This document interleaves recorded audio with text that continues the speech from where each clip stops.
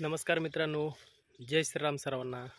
आपल्या नवीन ब्लॉगमध्ये तुमचं सर्वांचं स्वागत आहे. कसे आहात मित्रांनो?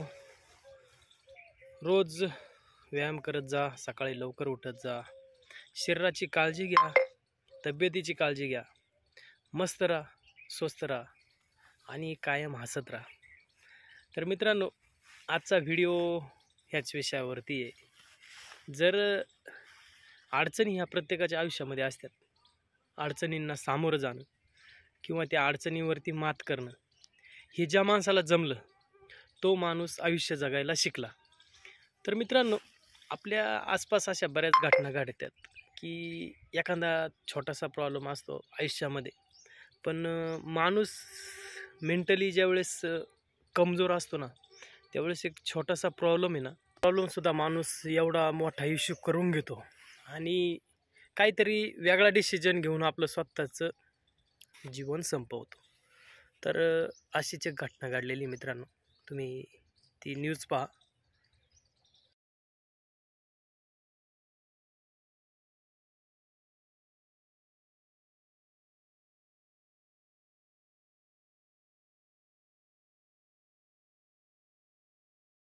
औसा तालुक्यातील बोरफळ या ठिकाणचा हा तरुण आहे मित्रांनो. पोलीस भरती करत होता. पोलीस भरती आता पाठीमागं 8-10 दिवसापूर्वी मुंबईचा निकाल लागला आणि त्या मुंबईच्या मेरिट लिस्टमध्ये 2 मार्कांनी तो राहिला. घरची परिस्थिती एकदम हालाकीची. आई बिचारी काबाड कष्ट करत होती, लोकांच्या शेतामध्ये रोजंदारी दिवसभर उन्हात तापत होती. वडील पण कष्ट करत होते.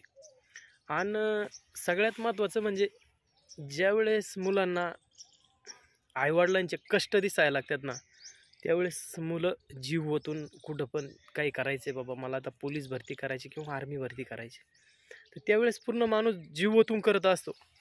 आणि ज्यावेळेस जीव ओतून प्रयत्न करतो, कष्ट करतो, आणि त्याला साहजिकच आहे, तुम्ही ज्या अर्थी ज्याच्यासाठी कष्ट केलं आहे, प्रामाणिक ज्याच्यासाठी एवढं हालापेष्टा सहन केल्यात, आणि त्या गोष्टी तुमच्या एकदम तोंडाजवळ येऊन जर त्या पाठीमागे जात असतील, तर नैराश्य हे प्रत्येकाला येणं साहजिक आहे आणि स्ट्रेसमध्ये जाणं पण साहजिकच आहे. त्या गोष्टी मी स्वतः अनुभवल्यात. मी स्वतः त्या गोष्टीमधून आलेलो आहे, त्यामुळे मला माहीत आहे हा त्रास काय असतो काय नाही. ज्यावेळेस तुम्हाला म्हणजे कोणी असं म्हणू शकत नाही का बाबा हा मुलगा राहील भरती होण्यापासून, आणि त्यावेळेस तुम्ही त्या मेरिट लिस्टमधून बाहेर पडत असता एका छोट्याशा तुमच्या चुकीमुळं, तर त्यावेळेस ते दुःख सहन करणं आणि त्या दुःखात आपल्यासोबत कोणतरी असणं हे खूप महत्त्वाचं आहे. त्यावेळेस माझे आई वडील हे दोन्ही पण माझ्या पाठीमागं एकदम खंबीरपणे उभे होते आणि कमीत कमी 2 ते 3 महिने मला त्याच्यामधून बाहेर यायला लागले. आणि 2-3 महिने ना वेळेवर जेवण ना काही ना काही, घरचे टेन्शनमध्ये आले की बाबा हा जीवाचं काहीतरी बरं वाईट करून घेईल. त्यावेळेस आईने मला सांगितलं होतं, काही होऊ दे, नाही जरी नोकरी लागली आपल्याला तर रोजंदारी करून खा, कंपनी आहे, कंपनी जाऊन 10,000 जरी भेटले तरी चालते, पण तू काय असं टेन्शन घेऊ नको.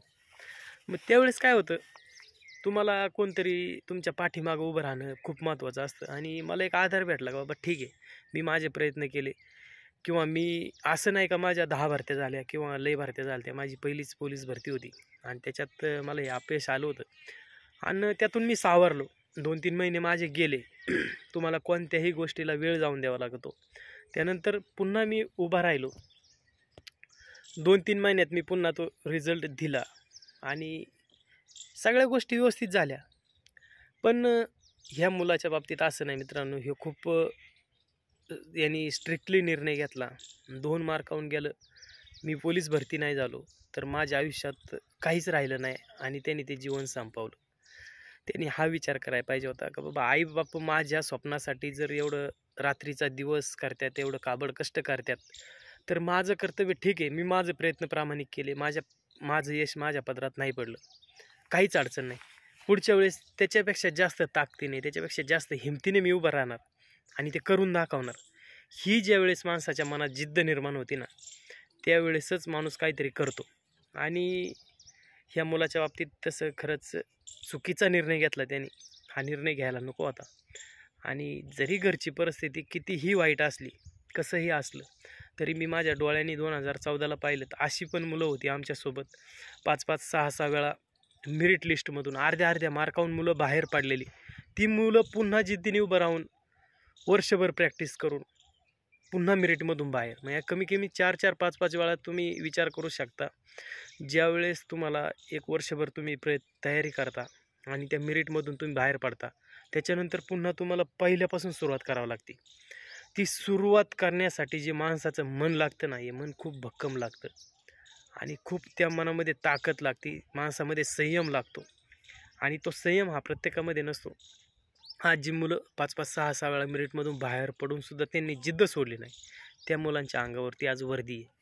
आज रुबाबात वर्दीमध्ये फिरतात. आईवडिलांची स्वप्न पूर्ण झाल्यात, स्वतःची स्वप्न पूर्ण झाल्यात. जे पाहिजे ते आज करू शकतात. स्वतःच्या हिमतीवरती स्वतःचा प्रपंच, परिवार, आईवडील, पती पत्नी, मुलं सुखी आहेत. कशामुळं? का त्यांनी योग्य निर्णय घेतला योग्य वेळी. का बाबा आपण मेरिटमधून बाहेर पडतोय ना, 2 मार्कावरून बाहेर पडतोय किंवा 3 मार्कावरून बाहेर पडतोय किंवा अर्ध्या मार्कावरून बाहेर पडतोय. माझं काम काय आहे का बाबा त्याच्यात माझ्या चुका कुठं होत्यात हे पाहणं. ठीक आहे, आईवडिलांचे कष्ट आहेत, गरिबी आहेत, या सगळ्या गोष्टी मान्य आहेत. पण तुम्हाला कोणत्याही गोष्टीला वेळ जाऊन द्यावा लागतो. वेळ जाऊन ज्यावेळेस द्याल त्यावेळेस त्या गोष्टी ठीक होतात, ऑटोमॅटिक ठीक व्हायला लागतात. कारण ज्यावेळेस परिस्थितीसमोर तुम्ही झुकता त्यावेळेस त्या गोष्टी तुमच्यावरती हेवी होतात. ज्यावेळेस तुम्ही परिस्थितीला खंबीरपणे उभं राहता ना, त्यावेळेस ती जी परिस्थिती, वाईट परिस्थिती आहे, ही थोडी थोडी आपल्यापासून दूर जायला लागते. म्हणजे तुम्ही विचार करू शकता मित्रांनो, की तुमच्यामध्ये संयम असणं किंवा तुमच्यामध्ये एक जिद्द असणं आणि परिस्थितीला न हारता सामोरं जाणं, ही चिकाटी ज्यावेळेस माणसाच्या आतमध्ये येते ना, त्यावेळेस माणूस हा खरंच काहीतरी करून दाखवतो. समाजामध्ये, आपल्या परिवारामध्ये, आपल्या नातेवाईकांमध्ये काहीतरी वेगळी ओळख निर्माण होती त्या माणसाची आणि अशीच माणसं समाजामध्ये लक्षात ठेवली जातात.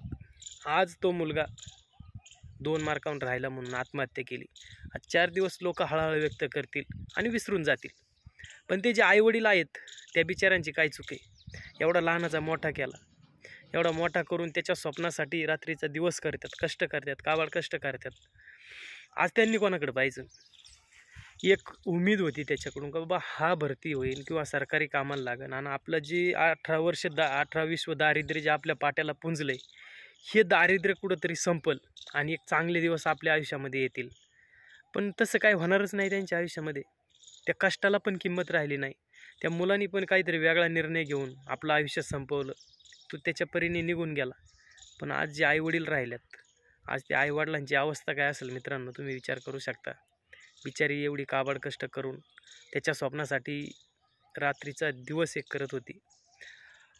आज तिने कोणासाठी कष्ट करायचं आणि कशासाठी कष्ट करायचं ही खूप मोठी, तिला ज्यावेळेस तो तिचा मुलगा तिच्या डोळ्यासमोर येत असेल का बाबा माझा मुलगा वर्दीवरती आल्यावरती जो माझ्या नवऱ्याचा जो मान सन्मान गावामध्ये माझ्या नातेवाईकांमध्ये जो होणार आहे, तिने पण स्वप्न पाहिलीच असणार आहे. साहजिकच आई आहे जी एवढी गरिबी काढली आणि आपला मुलगा काहीतरी करायला लागला आहे त्याच्यासाठी का बाबा त्याला 4 पैसे कमी पडावं नाही, कोणाकडे हातपाय पसरावं लागणार नाही, कोणाकडं 4 पैसे मागावा लागणार नाही, यासाठी ती कष्ट करत होती. आणि ह्या आशेवर कष्ट करत होती का माझे पण दिवस बदलतील, माझा मुलगा पण कामाला लागेल आणि माझं घर पण पुढं जाईल आणि माझे जे स्वप्न आहेत ते माझा मुलगा पूर्ण करील. तर हे आईवडिलांचे स्वप्न असतात मित्रांनो. आणि त्या मुलांनी काय केलं, 2 मार्कावरून राहिला आणि आपलं जीवन संपवलं. तर खरंच खूप विचार करण्याची गोष्ट आहे. आजच्या तरुणांना मी हेच सांगेल मित्रांनो, तुम्ही प्रयत्न करताय, कष्ट करताय, तुम्हाला आईवडिलांच्या कष्टाची जाणीव आहे, नक्कीच ही एक अभिमानाची गोष्ट आहे. पण त्या स्पर्धेमध्ये टिकून राहणं आणि यश मिळवणं ही खरंच खूप त्या माणसामध्ये खूप मोठी जिद्द लागते, चिकाटी लागते. त्याच वेळेस त्या गोष्टी तुमच्या आयुष्यामध्ये येणार आहेत. किंवा जे वर्दीचं स्वप्न पाहिले, तुमची खाकी वर्दी असू द्या किंवा आर्मीची वर्दी असू द्या, कष्ट हे प्रत्येकाला करावं लागणार आहे. आणि ज्यावेळेस आपलं यश हे थोडं जवळ येऊन आपल्यापासून लांब जातं ना, त्यावेळेस माणसाने खचून नाही गेलं पाहिजे. त्या वेळेस माणसाने आनंदी झालं पाहिजे का त्याला मी प्रयत्न केले, हे यश माझ्या जवळ आले, याचा अर्थ हे मी मिळवू शकतो. म्हणजे मी हे अचीव करू शकतो. तर साहजिकच आहे, तो आनंद राहतो आणि त्या आनंदामध्ये माणूस डबल प्रयत्न करतो. माझा मावस भाऊ आहे मित्रांनो, कमीत कमी 5 ते 6 भरत्या मेरिटमधून बाहेर पडत होता. खूप हुशार होता. ग्राउंडला थोडा कमजोर होता. तर मित्रांनो 6 वर्ष आमची मावशी आहे, काका आहे, काकांना आजारी राहायचे आणि मावशी रोजानी कामाला जायची. जे पण पैसे लागतात, जे काय लागतंय ते त्याला 5 ते 6 वर्ष त्याला कुणाकडेही हात पसरून दिलं नाही, काय नाही. बिचारीने प्रामाणिक कष्ट केले. आज तो मुलगा 5 मेरिटमधून बाहेर पडला. 6व्या मेरिटला मागच्या वेळेस मुंबई शहराला भरती झाला आहे. आणि सगळ्या गोष्टी जिथल्या तिथं झाल्या. ज्यावेळेस एक सरकारी नोकरीला आपल्या घरातला एक मुलगा लागतो ना, त्यावेळेस ते गरीब कुटुंब हे खरंच चांगल्या पद्धतीने वेल सेटल होतं आणि सगळे त्यांचे आईवडिलांचे जे स्वप्न असते ते पूर्ण होतात. तर मित्रांनो, व्हिडिओ बनवण्यापाठीमागचा उद्देश हाच आहे. जे आजचे तरुण आहे, हे स्पर्धा परीक्षा असेल, पोलीस भरती झालं, MPSC, PSI ह्या ज्या परीक्षा आहेत, ह्याच्यामध्ये सातत्य, चिकाटी, जिद्द ह्या गोष्टी तुमच्यामध्ये ना ठासून भरलेल्या पाहिजे. त्याच वेळेस तुम्ही ह्या गोष्टी अचीव करू शकता. आणि आपण म्हणतो पोलीस भरती, शिपाईपद, पण मित्रांनो, हे मिळवण्यासाठी सुद्धा खूप कष्ट करावं लागतात, खूप सातत्य ठेवावं लागतं आहे आणि तुमचा अभ्यास पण तेवढा समतोल पाहिजे, तुमच्याकडे ग्राउंड पण तेवढं समतोल पाहिजे. तुमच्यामध्ये ग्राउंड काही वेळेस काय होतं, काही मित्रांचं ग्राउंड कमजोर राहतं, अभ्यास टॉप लेवलचा असतो, पण त्याला उपयोग नाही आहे. तुमचा अभ्यास थोडा कमी असू द्या, 19-20 चालू शकतो, पण ग्राउंड पण तुमचं तेवढंच पाहिजे 19-20, तरच त्या गोष्टी तुमच्यापर्यंत येणार आहेत आणि तुम्हाला ते भेटणार आहेत. त्यासाठी जे समतोल असतं ना अभ्यासाचं आणि ग्राउंडचं, हे समतोल बाळगा आणि कष्ट करत राहा मित्रांनो. आपले आईवडील आपल्याला लगेच हे म्हणत नाही का तुम्ही लगेच कामाला लागा आणि लगेच आम्हाला पैसे आणून द्या. त्यांचं फक्त हीच इच्छा राखते, 2 वर्षांनी लागा, 4 वर्षांनी लागा, 5 वर्षांनी लागा, पण ज्यावेळेस लागसाल त्यावेळेस जे आम्ही स्वप्न पाहिले, जे आम्ही कष्ट केलं आयुष्यभर, त्या कष्टाचं आमचं चीज झालेलं असणार आहे. ते कधीच म्हणत नाही आईवडील कोणाचे, बाबा तू कामाला लागला नाही किंवा तू ह्या गोष्टी नाही केल्या, आता तू आमचं काहीच करू शकत नाही किंवा आम्ही तुला मदत करणार नाही. हे आईबापांच्या तोंडून कधी येत नाही मित्रांनो. प्रत्येक आईवडिलांना वाटत असतं का माझा मुलगा हा सरकारी कामामध्ये लागावा आणि तो जर त्याची जिद्दीने चिकाटीने काम करत असेल ना, त्याच्या 10 पट जिद्दीने आईवडील काम करत असतात शेतामध्ये किंवा कुठंतरी रोजंदारीने जाऊन. पण त्यांच्यामध्ये पण एक उत्साह असतो का बाबा माझा मुलगा कुठंतरी कामाला लागेल आणि माझ्या घराची परिस्थिती तो बदलणार आहे. त्यामुळे मित्रांनो, त्यांचे पण भरपूर स्वप्न असतात आपल्याकडून. आपलं काम हेच आहे, ज्यावेळेस आपले आईवडील जर आपल्याला कुठं 4 पैशासाठी कोणापाशी हात पसरून देत नाही ना, तर मित्रांनो, आपलं पण तेवढं कर्तव्य आहे की प्रामाणिकपणे कष्ट करणं. आपल्या हातात एवढंच आहे की प्रामाणिक आणि जिद्दीने कष्ट करायचं. ते यश भेटू नाहीतर नाही भेटू. अंततः एवढंच सांगतो, आयुष्यामध्ये फक्त नोकरी मिळवणं हे काय आपलं आयुष्य नाही आहे. भरपूर मोठी दुनिया आहे. नाही जरी नोकरी लागली तरी तुम्ही दुसरं काही पण करू शकता. स्वतःमध्ये एवढी जिद्द ठेवायची की जिथं लाथ मारीन तिथं पाणी काढणार. मग ती नोकरी लागू नाहीतर नाही लागू. माझ्या आईवडिलांच्या डोळ्यात एकता किंवा माझ्या आईवडिलांच्या डोळ्यातून पाणी येईल असं मला काही करायचं नाही. माझ्यामुळं जर कोणी माझ्या आईवडिलांना नावं ठेवत असेल तर ते मला जमणार नाही. ह्या गोष्टी मित्रांनो कधी पण आयुष्यामध्ये लक्षात ठेवा. तुम्हाला यश हे 100% मिळेल आणि थोडा संयम ठेवायला शिका. मी कायम व्हिडिओमध्ये सांगत असतो की आयुष्यामध्ये संयम हा खूप महत्त्वाचा आहे. काही गोष्टी तुमच्या मनाविरुद्ध होत असतात, पण त्या गोष्टी परमनंटली तुमच्या आयुष्यात तुमच्या मनाविरुद्ध होणार नाहीत. काही तो ठराविक काळ असतो. तो एकदा काळ निघून गेला की त्या गोष्टी आपोआप तुमच्यापासून लांब जातात आणि चांगला काळ तुमच्या आयुष्यामध्ये येतो. त्या चांगल्या काळाचे साक्षीदार होण्यासाठी आपल्या मनामध्ये संयम पाहिजे. तर मित्रांनो, व्हिडिओ तुम्हाला कसा वाटला नक्की कमेंट करून सांगा. आणि जे त्या भावानी केलं अशा पद्धतीचं कृत्य कोणीही करू नये, हीच ह्या व्हिडिओ बनवण्यापाठीमागचा माझा उद्देश होता. आणि चांगलं काय करता येईल ह्या गोष्टीकडे लक्ष द्या. पॉझिटिव्हली राहा, रोज व्यायाम करा, तंदुरुस्त राहा. ज्यावेळेस तुमचं शरीर मजबूत राहील त्यावेळेस तुमचा माइंड ऑटोमॅटिकच मजबूत होईल, स्ट्रॉंग होईल, विचार करण्याची तुमची क्षमता वाढेल आणि असे विचार तुमच्या जवळपास पण फिरकणार नाहीत.